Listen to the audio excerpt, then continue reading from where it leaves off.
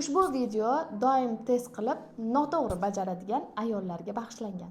Demak, homiladorlik testini qachon qilamiz? Hayz keladigan kundan 1-2 kun o'tgandan keyin hayz kelmasa qilamiz.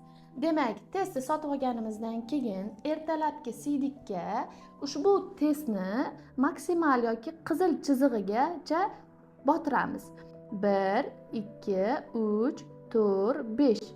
5 sekund ushlab turib, ushbu testimizni yotqizib qo'yamiz. Bu testni 5 minut davomida natijasini kutamiz. Xo'p, endi 5 minut davomida agarda testda ikkita chiziq chiqadigan bo'lsa, demak siz homiladorsiz degani. Ko'pchilik noto'g'ri test bizga tashashadi. Masalan, testda ko'rganida bitta chiziq chiqsa, demak men homilador ekanman deb o'ylashadi. Unaqa emas. Bu bitta tepadagi qizil chiziq bu testda to'g'ri ishlayotganligini kontrol chiziq hisoblanadi. Bu chiziq yonida, pastida ya'ni yana bitta chiziq chiqadigan bo'lsa va bu chiziq to'q qizil shu chiziqqa mos ravishda chiqadigan bo'lsa, demak sizda homiladorlik degani. Ko'pchilik ayollar qiladigan xatolari, demak bu test ko'radida 2-3 minut kutadi, qarasa-yu ketadi.